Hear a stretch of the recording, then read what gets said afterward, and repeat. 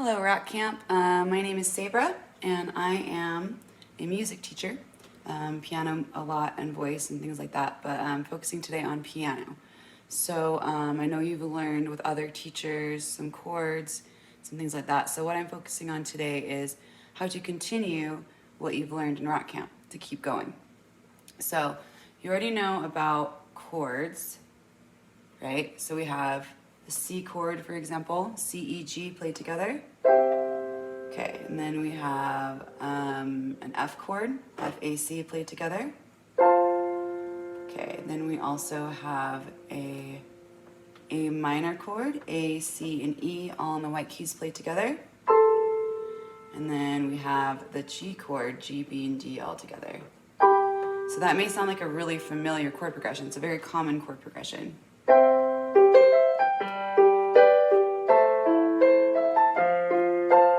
Right? So we call that chord progression 1, 4, 6, 5. The reason for that is because we are in the key of C. So C is our 1 chord. We count up from C, 1, 2, 3, 4. F is our 4 chord. And then we have our 6th chord, which is always minor in the key unless otherwise noted, right? So that's A, C, and E. The minor, if you notice, sounds a little bit more like sad. So a major chord sounds like this, obviously. And then to make it a minor chord, you take the scale degree on the middle of the chord. So in this case would be the C, and put it down to the C sharp, and you put it down to C. And that makes it a minor chord. Minor chord adds a little bit of spice and stuff, especially if you guys are doing songwriting. Knowing chord progressions is really good and really important.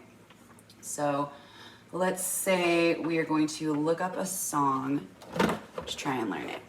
First of all, I would say that having lessons is a really good idea because you have someone you're held accountable to, you have someone that can help you with little issues that you may not know and can fix really quickly, but you can teach yourself. But if you can have a teacher, it's always better. So I'm gonna look up a song right here. What I use is guitar tabs, just pulling up right now. Okay, so guitar tabs, I have a membership, it's not very expensive. And what it does is I can transpose, which is to take a song and put it in a different key. The other thing that you can do is make it so it scrolls while you're playing. So this is what a lead sheet looks like. Okay, so these are the chord symbols. An A sharp, otherwise known as B flat. Here's what this looks like. B flat, or A sharp, D, and F. So that's gonna be a B flat chord, right? Probably already learned that. Okay, so we have a G minor chord here. G minor is G, B flat, and D. Very nice. Okay, so we have here a D sharp, otherwise known as E flat.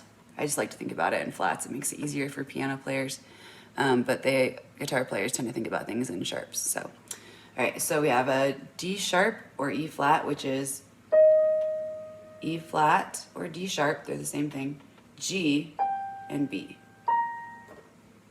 B flat, I mean. So E flat, G, B flat, otherwise known as D sharp chord.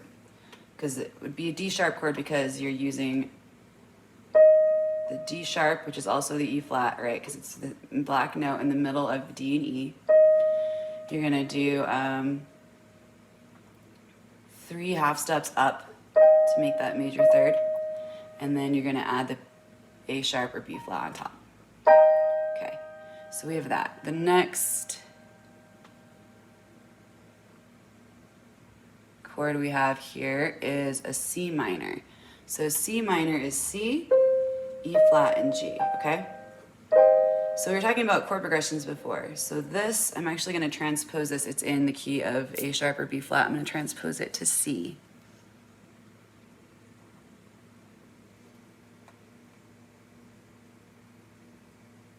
So I'm using this right here. You can see the transpose button right there. So right now it's transposed up 3 because that's where it sounds better in my voice. I'm going to reset it, and that's gonna put it in G, okay? So We know our G chord, right? G, B, D. We know our E minor chord, which is just E, G, B. We know our A minor chord already, which is A, C, and E. And when you see this little slash right here, that means that they want you to play the C over a B sound. So over the B note in the bass, right? So that's gonna sound like this. Kind of sounds weird, but it's a passing tone. So what it will actually sound like is this.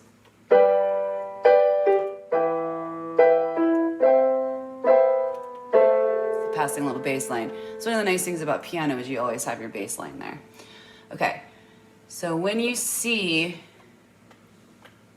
a chord like this over another note, that's what that means. You're using that note in the left hand. So it's I kind of think of it as like a fraction. So like C over B, right? So that would be a way that I think about it. Okay.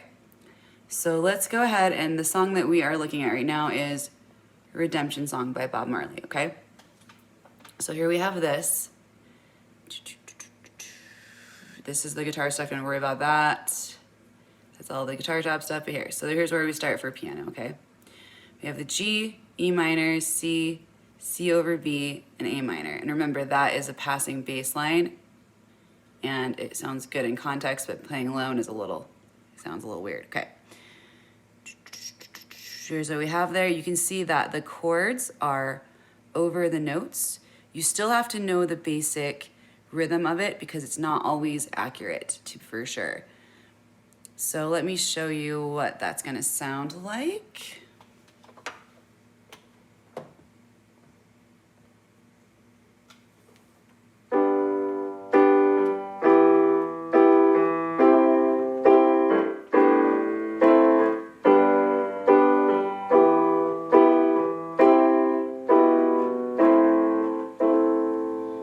Sing over it. Old pirates, yes, they're all by, sold I to the merchant ships. Minutes after they took I from the bottomless pit. So what I'm doing is I'm just looking, and you can see old pirates, that's where I start on the G. They rob I, and that's where I go to the E minor. But I'm also counting 1, 2, 3, 4, 1, 2, 3, 4. But this one's kind of tricky where it has a C and C over B flat. That's going to be like a halftime or like cut chord. So it's actually, you're going to count 2, 1, 2, and then the B would be on the 3, 4. Right? Okay. Sounding good. All right, so it gets a little confusing when it gets to the chorus because it has some changes. So when you end on this part, the D, you're gonna hold that D out, and the part you're gonna sing next, where it doesn't have a chord, you're gonna use that D from before. So I'm gonna show you what that looks like. What that sounds like, I should say. Okay, so we have like, hand of the Almighty, we forward in this generation, triumphantly, holding on to that D. Won't you help to sing, going to the G, these songs of freedom is all I ever had, redemption song. So you can kind of tell from here that even though these chords kind of look like a little bit confusing from where they are, if you just feel the rhythm and you can find it.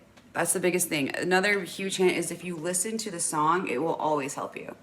So if you are learning, let's find a different song to learn. So a big song right now is Driver's License, say. That's what a lot of my students are doing these days. So I'm looking up the song Driver's License by Olivia Rodrigo.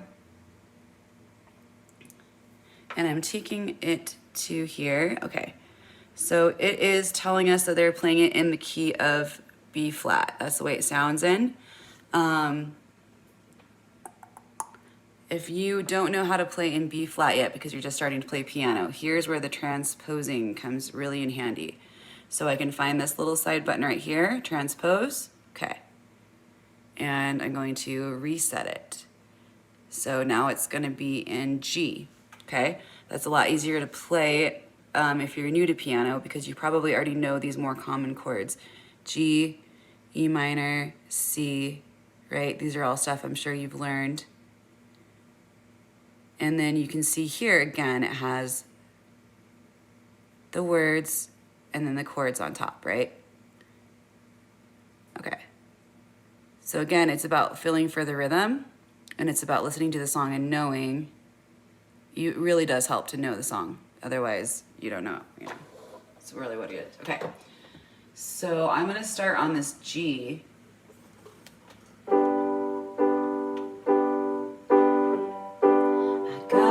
Driver's license last week, just like we always talked about, 'cause you were so excited for me to finally drive up to your house. Day I drove through the suburbs crying 'cause you weren't around, right? So that's kind of, I'm just keeping like a really simple rhythm there. You can mess around with that if you want to do like a longer hold, like I got my driver's license last week, and I'm just holding that out in whole notes.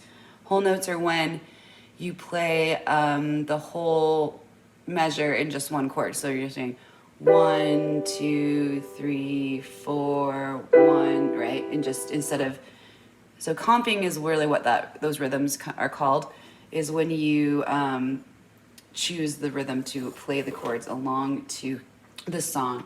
And that's a lot of your own artistic interpretation, which is really cool about this part of this way of learning piano, is you don't have to just follow sight reading and stuff, right? You can just know the chords and kind of make up, as long as it goes with the words, like your own kind of interpretation. So there's a different way I could play it, for example.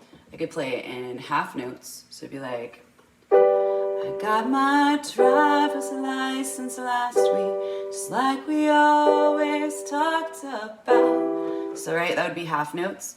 Then the first way I was playing it is quarter notes. So quarter notes is when there's 1 beat per, 4 beats per measure, and you're playing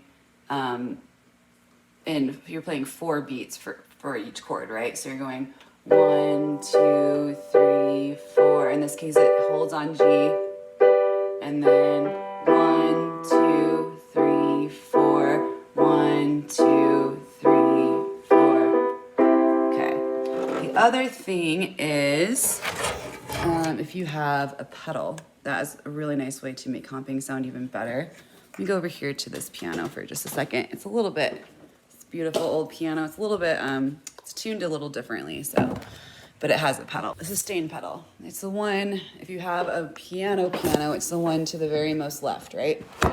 Okay. So if I'm gonna play that same song on this old piano, and I'm gonna use this pedal, right, which is called the sustain pedal, the best way to use I can explain to use the sustain pedal is to have your hands go down on the keys, and then you push down on the pedal, and then as you're changing chords, your hands move first. And then you lift up and push down again, okay? So your hands go down, foot goes up, back down. And that's a good way to do it smoothly. So that would be like this. So I'm gonna go down with the chord first. Now I'm gonna push the pedal. Okay, pedal is still down, moving to the next chord. Pedal goes up, back down, right? This is gonna make it sound really nice and kind of, especially if you are just learning piano, it can be more forgiving on rhythm while you're still getting your rhythm kind of steady. So you're gonna go up, down, and then up and down. Changing chords, the pedal is still down. And then as I push that, my foot comes up. As soon as my fingers touch the next chord, as soon as my fingers are all the way down, that's when I lift up. So that gives it a nice smooth sound. Right there, switch, okay.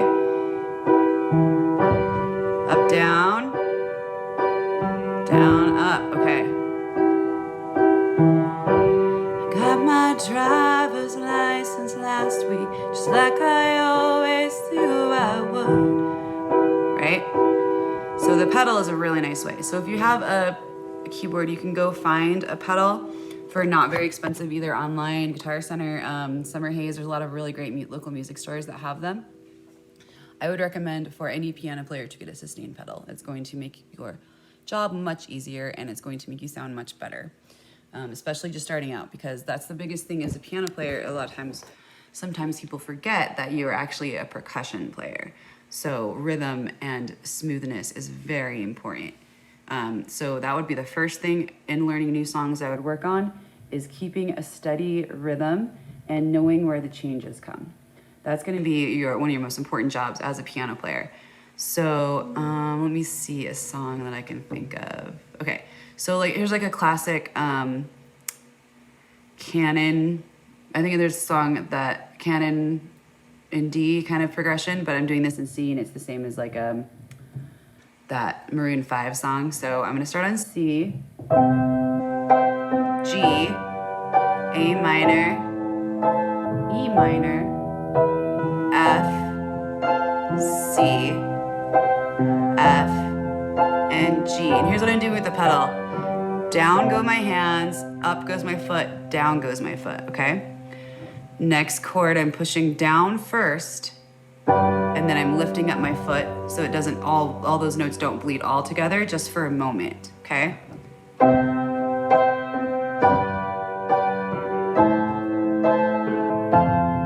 Whoops.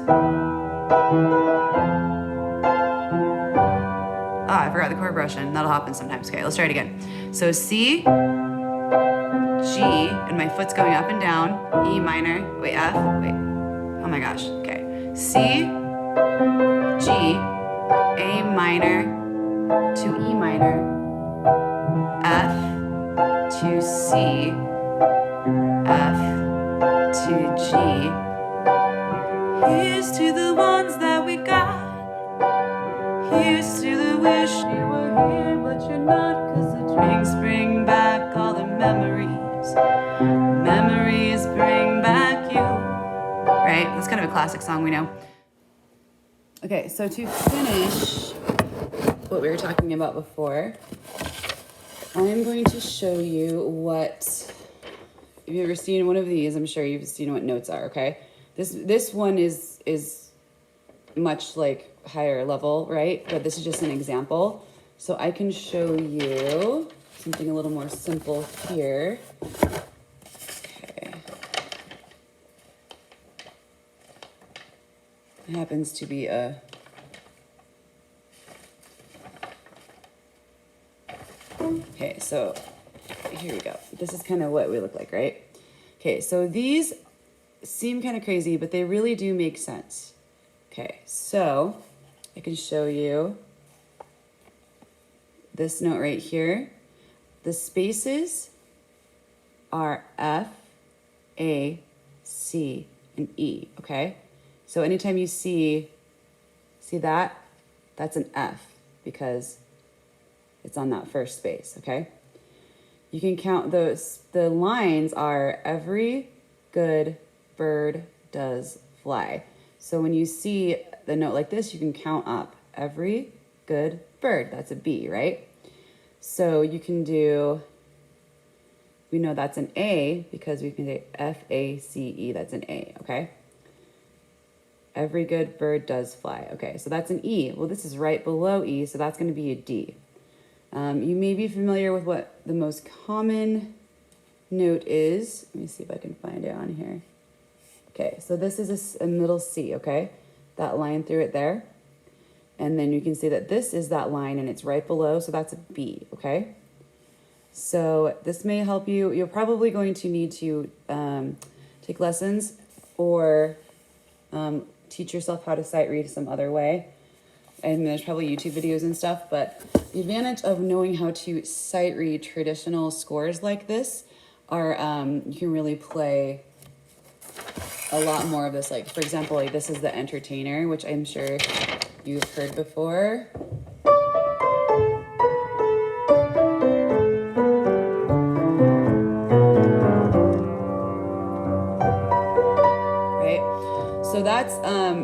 I can get that information just from reading this, right?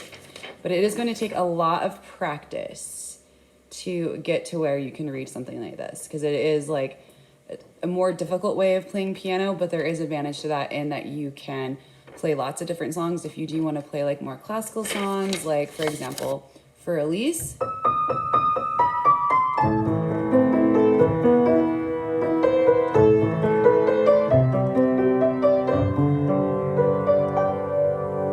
for example, that's just a quick example. You wouldn't really be able to do that just from a lead sheet. You would need to have the ability to read individual notes. So that's where that comes in handy. So I can show you, I showed you the right hand. Let me show you quickly the left hand. Spaces and lines, okay? So the right hand and left hand are different. And I don't really know why. I think it's just to make it harder. I don't know. Okay, so all cows eat grass is the name of the spaces here. So when you see this note right here, it'd be all cows eat. So that'd be an E, and this would be a G, right? So, and obviously, like this is gonna be your left hand. The bass clef's almost always on your left hand, unless like somehow otherwise noted, but generally, right? Okay, so reading this is actually, once you get the hang of it, especially, it's really not as hard as it seems, okay? All cows eat grass. Okay, so this, I can also teach you, another good thing would be lines and spaces and skips and steps. Okay, so obviously this is a space right here, and this would be a line, right? Because it's right on the line, okay? So, the other thing that we want to learn is the difference between a step. See, this is right next to each other, A to G, right? So that would be a step. Then we can see something, we could see skips. So a skip is where it's going to be, let me see if I can find a skip here. Yeah. Oh, skips in here. Oh, here's a skip, okay. So that is gonna be an E, and you see there's no space in there, and that's a G. So that's gonna be a skip. And that is how to read piano notes and how to start using lead sheets. I think as you go forward in your piano playing, the most important thing is to be kind to yourself. Piano is not easy. Not everyone plays piano.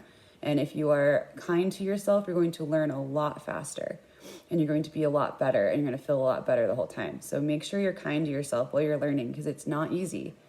And you can really go as far as you want to if you just have the patience with yourself.